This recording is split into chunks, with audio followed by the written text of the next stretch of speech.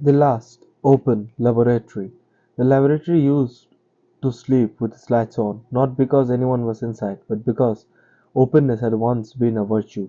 Glass walls, shared servers, international postdocs arguing in half a dozen accents over bad coffee at 2 a.m. Papers flowed outward like water, published, cited, replicated. Knowledge moved freely because the world pretended it could afford freedom. And that world died quietly. No announcement, no funeral, just new access cards, new firewalls, new forms. By the time anyone noticed, the doors were already locked. The year, the mood changed. In 2025, no one said war inside the lab. They said risk, they said leakage, they said strategic alignment. The report arrived like a polite obituary, issued by the Organization for Economic Cooperation and Development. It spoke in neutral tones about a changing geopolitical environment. But everyone who read it understood what it really meant. Science had crossed the border into power. The OECD, Science, Technology and Innovation Outlook 2025 didn't shout. It did not threaten, it simply counted. Research security policies 250, countries enforcing them 41. Defense and energy (R&D) budgets rising faster than anyone and everything else. Numbers don't argue, they announce verdicts, and verdict was simple: open science had become a liability. The new rituals. The first change was small. A visiting researcher from abroad was asked to wait, just a routine background check, just paperwork. Then the shared folder disappeared. Then a conference invitation was postponed. Then a joint paper was quietly shelved. No one protested because everyone understood. Artificial intelligence was no longer code. Quantum computing was no longer theory. Energy research was no longer about climate alone. They were leverage. Governments don't need to explain this. They simply redirected money, and money, unlike speeches, tells the truth.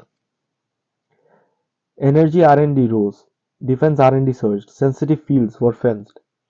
Inside ministries, science stopped being discussed as curiosity and started being discussed as capability. The Secretary General's warning.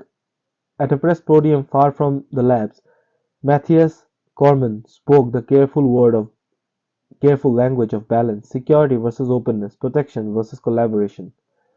They warned that too much control could suffocate innovation, but those who actually control budgets, visas, and export rules already knew the counter-argument. Innovation that leaks is innovation you lose. The era of naive collaboration had only ever existed because dominance allowed it. When dominance wavered, generosity vanished. This was not ideological, this was structural. The slow pulse. For decades, international co-authorship had climbed like a heartbeat. Faster, broader, more connected. By 2023, over a quarter of scientific publications were global collaborations. Then the rhythm faltered. Not collapse, just slowed. A hesitation before each partnership, a question before each data share. Trust, once assumed, now had to be proven. Proof took time, and time was the one thing geopolitical competition no longer allowed. The invisible border. The most dangerous borders were not drawn on maps, they ran through server permissions, export control lists, fellowship approvals, sensitive domain classifications. Two researchers could sit at the same desk, share at the same screen, and live in different worlds of access. One could see the full model, the other only outputs. The lab was still international in appearance, but internally it had fractured into trusted cores and peripheral observers. This was the new order. The end of innocence. Once science believed it belonged to humanity, now it belongs to systems. States don't ask, is this knowledge good for the world? They ask, does this knowledge strengthen us or someone else? And if the answer is unclear, the default is denial. That is why collaborations are scrutinized, why visas are delayed, why funding comes with strings. Not because governments are evil, but because they are rational in a hostile environment. The final lock. One night, years after the first report, the lab lights finally went off. Not permanently, just selectively. The openness remained in brochures, in speeches, in mission statements.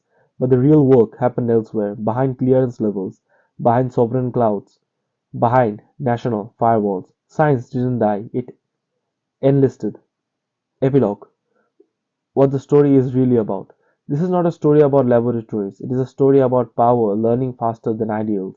The OECD didn't predict the future in 2025, it documented the present, a world where knowledge is territory, innovation is infrastructure, collaboration is conditional, and the final truth that no press release states openly. If you do not control science, you will be controlled by those who do. The doors are no longer open, they are guarded, and only those who understand this will ever be allowed inside.